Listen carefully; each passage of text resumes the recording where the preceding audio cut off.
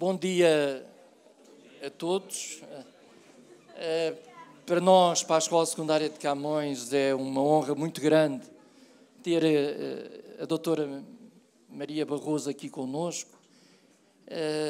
Antes desta sessão, houve uma sessão com Teresa Horta, as mulheres em abril, porque realmente, como a Teresa Horta disse, eu nunca tinha, se calhar, ter essa percepção. Não há nenhuma estátua a nenhuma mulher, parece identificada. E realmente é algo estranho, não é? Da importância que as mulheres têm na vida de um país e que realmente os direitos que elas tinham antes do 25 de Abril eram todos eles muito reduzidos e, sobretudo, muito humilhadas perante a vida e perante... E a doutora Maria Barroso, desde muito jovem, não é? Desde muito jovem, teve que ser mesmo muito jovem, porque ela está ainda uma jovem, foi uma atriz fantástica, declamou os melhores poetas portugueses, declamou poetas que eventualmente foram contemporâneos dela e também da nossa escola, porque a nossa escola tem 104 anos e por aqui passou também muitos poetas importantes na nossa poesia, como a doutora Maria Barroso diz, do Cancioneiro, entre eles do Manuel da Fonseca, aqui, o Mário Dionísio, o Joaquim Namorado, mas Carlos de Oliveira. Muitos que a doutora Maria Barroso hoje vai aqui nos presenciar, ou seja, hoje vai dizer aqui uns poemas que, imaginem, é antestreia, porque a estreia vai ser logo na Assembleia da República, no Salão Nobre. E, portanto, o nosso orgulho muito grande de ter aqui a doutora Maria Barroso é algo fantástico, porque foi uma primeira-dama fundamental no país democrático. Ela esteve sempre ao lado da democracia e de uma palavra que é hoje chave, que era antes, na sessão anterior, que é a liberdade.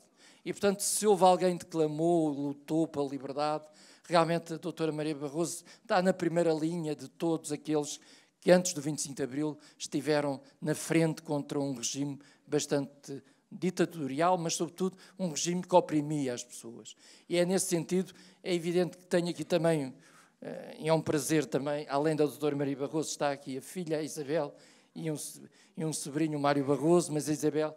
E são duas pessoas que também, além disto tudo, além de lutarem pela liberdade, além de estarem sempre presentes, deram a sua vida e têm dado a sua vida pela educação. Portanto, durante muitos anos, o Colégio Moderno foi dirigido pela doutora Maria Barroso, hoje é dirigido pela doutora Isabel, e sempre com uma matriz importante. Muitas das vezes nós somos acusados e tentamos defender a escola pública, quer dizer, nós não diferenciamos todos aqueles colégios ou escolas que se dedicam à educação, porque somos todos aqui, estamos irmandados na mesma sensação, ou mesma política educativa de que é com a educação que se resolvem os problemas. É sermos todos, conseguimos atingir um patamar de cima. Como disse a Teresa Horta anteriormente, a nossa iluminação, o nosso iluminismo aparece se nós conseguirmos chegar mais alto. E isso é a nossa função na escola, é tentar que todos vós possam subir. E subir é dizer, no próximo ano, aqueles que estão no 12º ano, estarão no ensino superior a fazer aquele curso que vocês consideram que é o mais importante. Esta, para mim, é a maior lição do 25 de Abril, é poder todos os jovens ter acesso à escola. E acesso à escola é o acesso depois a cada um seguir o seu caminho com liberdade. Mas hoje a convidada é a doutora Maria Barroso.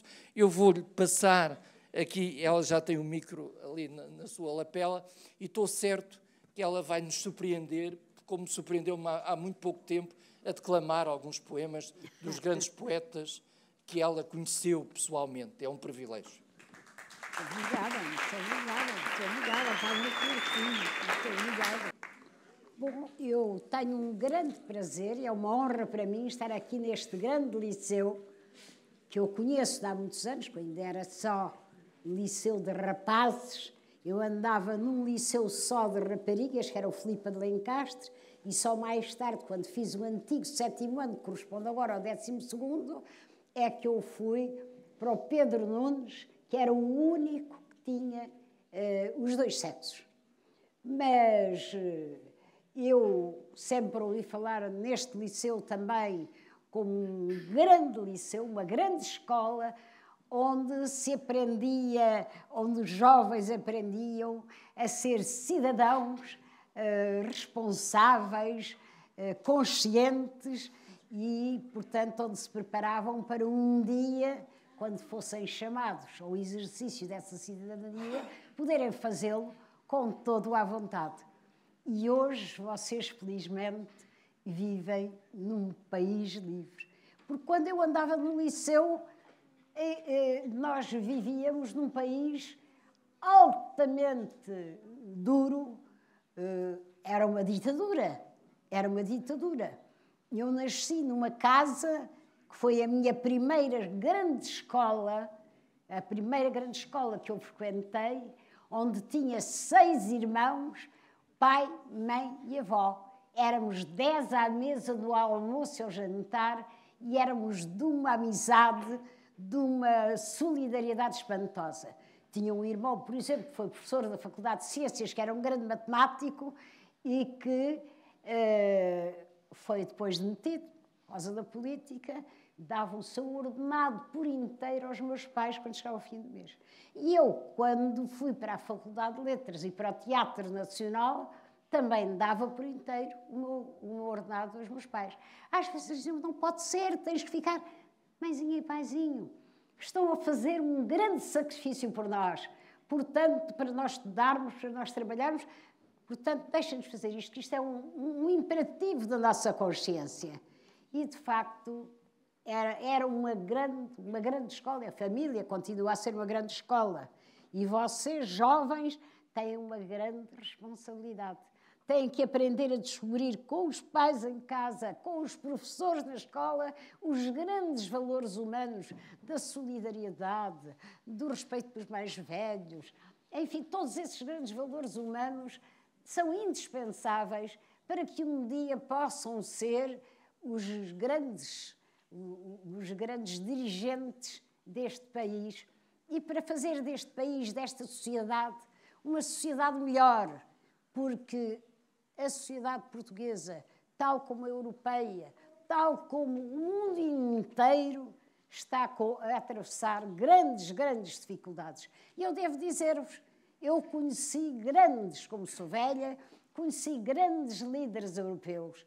Conheci o Olof Palme na Suécia, conheci o Willy Brandt na Alemanha, o Helmut Schmidt, que ainda está vivo, também o conheci quando era chanceler da Alemanha e que fez uma intervenção espantosa sobre os problemas europeus, ainda há pouco tempo, com 95 anos, e que tinha uma costela que me agradava muito, tocava muito bem piano, porque a arte ajuda a humanizar as pessoas.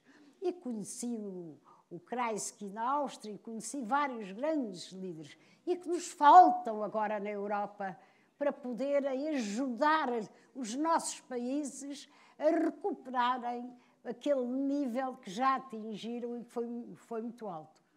E esses líderes, há um grande líder nos Estados Unidos e temos hoje um grande líder no Vaticano, que se chama Francisco, o Papa Francesco, que eu tive a honra de conhecer há poucos dias, há pouco tempo, e que é, de facto, uma personalidade impressionante, porque ele não prega só a doutrina, ele pratica a doutrina e tem uma preocupação com os pobres, com os que sofrem, com os que são infelizes, que é impressionante. E falar com ele é, de facto, um privilégio espantoso.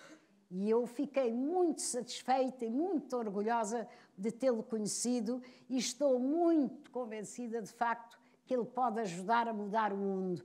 Quer crentes, quer não crentes, quer não crentes, acreditam que ele seja capaz de ajudar a mudar o mundo. Porque com o seu exemplo, com aquilo que diz, com os seus pensamentos, com aquilo que aconselha, com os seus conselhos, ele pode ajudar a mudar o mundo. Pode ajudar a caminharmos para aquilo a que um grande Papa também, que eu conheci, recebi aqui em Portugal, quando meu marido era presidente, que se chamava João Paulo II, e vou agora a Roma, exatamente, porque ele vai ser santificado. Esse Papa dizia que era preciso caminharmos para a civilização do amor. É isso que nós queremos. E nós, mais velhos, temos a obrigação de vos ajudar a encontrar os caminhos dessa civilização do amor, contando da nossa experiência, dos erros que cometemos, das coisas positivas que também praticamos. Tudo isso é importante para vocês encontrarem melhor os caminhos que vos levarão a essa civilização do amor. Eu acho que isso é extremamente, extremamente importante. De maneira que eu sinto muito feliz por estar aqui convosco. Não sei o que é que vocês querem verdadeiramente de mim. Se quiserem que eu diga algum poema, também sou capaz. Eu conheci, como disse aqui o Sr. Doutor, disse que eu conheci os poetas do novo cancioneiro. Vocês, na literatura, estudam esses períodos, vários ciclos da poesia, e eu servia muito desses poetas do novo cancioneiro, porque eles faziam poemas que eram verdadeiros panfletos contra o regime. E de uma maneira muito bonita, porque os poetas têm uma maneira muito bela de dizer as coisas. Conheci, como o Sr. Doutor diz, o poeta do Alentejo, o Mário Dionísio, que era o outro, o Mário Dionísio. Eu conheci também o Joaquim Namorado, o Carlos de Oliveira, uma série, todos eles. E dizia-os com muita força, com muita vontade, porque era a maneira de eu mostrar a minha insatisfação perante o regime que tínhamos. E então a polícia política não gostava. E às vezes chamava-me lá para me interrogar. Ainda sofri um bocado. Tive um pai que esteve preso várias vezes, só por pensar de maneira diferente, que era militar. Esteve deportado nos Açores, no Forte de Angra do Heroísmo, nos Açores. Não sei se algum já visitou. E quando eu fui visitar, quando meu marido era presidente, e fui visitar esse forte, lá em Angra do Heroísmo, fiquei muito comovida, porque olhei para uma parede e vi, com a letrinha do meu pai, Tenente Alfredo Barroso. E fiquei comovidíssima. Mas agora nós vivemos em liberdade. Os capitães de Abril deram-nos a liberdade, deram-nos a possibilidade de vivermos numa sociedade com respeito dos direitos humanos. Há erros que se cometem, também muitas vezes é natural, mas nós não temos que ter ódios nem raivas. Temos é que ajudar. Cada um de nós, nas suas possibilidades, tem que ajudar, e vocês jovens também, ajudar a melhorar, a corrigir os erros, a dizer da vossa indignação perante erros, dizer do vosso entusiasmo perante aquilo que se faz de positivo. Isso é extremamente importante. Isso é assim que se constroem as sociedades. Eu vou beber um pouquinho de água porque me engasguei. Peço desculpas, também sucede. Agora, o meu amigo quer-me fazer perguntas. Não, apenas queria que pudéssemos aqui declamar uns poemas dos nossos poetas. Aqui os poemas do Manuel Alegres são muito bonitos. Sim. Vamos hoje na Assembleia e vamos lá dizer, mas ainda me lembro de cor de poemas que dizia há 60 anos. Portanto, não está mal assim a minha memória. Dizia, por exemplo, um de Joaquim Namorado, que irritava muito a polícia política, mas que dizia assim: abafai meus gritos com mordaças, maior será a minha ânsia de gritá-los. Amarrai meus pulsos com grilhões, maior será a minha ânsia de quebrá-los. Rasgai a minha carne, triturai os meus ossos. O meu sangue será a minha bandeira e meus olhos... Estou muito... Queres sentar? Queres sentar? Eu peço muita desculpa, mas engasguei-me há bocado, ainda não passou. Mas eu digo-vos isto. E ele dizia: abafai-me os gritos com mordaças, maior será a minha ânsia de gritá-los. Amarrai-me os pulsos com grilhões, maior será a minha ânsia de quebrá-los. Rasgai a minha carne, triturai os meus ossos, o meu sangue será a minha bandeira e meus ossos o cimento de uma outra humanidade. Que aqui ninguém se entrega, isto é vencer ou morrer. É na vida que se perde que há mais ânsia de viver.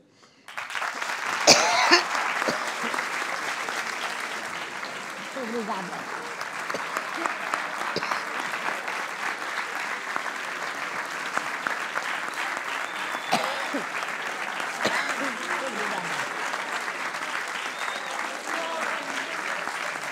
Bom, eu vou ler-vos aqui um poema de Manuel Alegre, mas que vi aqui também um da Sofia, que é muito querido, que é só uma quadra, que é muito bonito. Tomem atenção agora. É estes é que são os meus óculos. Não, estes. A Sofia tem um grito de alma, de emoção, quando chega ao 25 de Abril e diz: esta é a madrugada que eu esperava. O dia inicial inteiro e limpo, onde emergimos da noite e do silêncio e livres habitamos a substância do tempo. Mas eu gostava de vos ler aqui, era um grito de alma da grande poetisa que era a Sofia de Belbraga. Um poema que se chama Abril de Abril, de Manuel Alegre, e que diz assim: era um abril de amigo, abril de trigo, abril de trevo e trégua e vinho e humus, abril de novos ritmos, novos rumos. Era um abril comigo, abril contigo, ainda só ardor e sem ardil, abril sem adjetivo, abril de abril. Era um abril na praça, abril de massas, era um abril na rua, abril a rodos, abril de sol que nasce para todos, abril de vinho e sonho em nossas taças. Era um abril de clava, abril em ato, em 1974. Era um abril viril, abril tão bravo, abril de boca a abrir-se, abril palavra, esse abril em que abril se libertava. Era um abril de clava, abril de cravo, abril de mão na mão e sem fantasmas, esse abril em que abril floriu nas armas. Pronto, estamos a ver.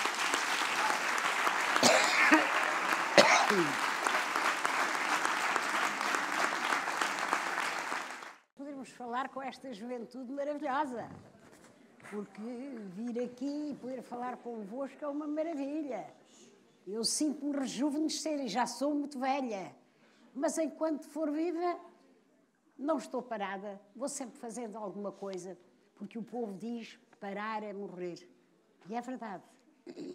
Se nós estivermos implicados em movimentos de defesa dos direitos humanos, de ajuda aos mais pobres, é muito importante, aos mais necessitados. Então, leio só mais um poema de Manuel Alegre que diz que é letra para um hino. É possível falar sem um nó na garganta. É possível amar sem que venham proibir. É possível correr sem que seja a fugir. Se tens vontade de cantar, não tenhas medo, canta. É possível andar sem olhar para o chão. É possível viver sem que seja de rastros. Os teus olhos nasceram para olhar os astros. Se te apetece dizer não, grita comigo. Não! É possível viver de outro modo. É possível transformar em arma a tua mão. É possível viver o amor. É possível o pão. É possível viver de pé. Não te deixes murchar. Não deixes de homem. É possível viver sem fingir que se vive. É possível ser homem. É possível ser livre, livre, livre.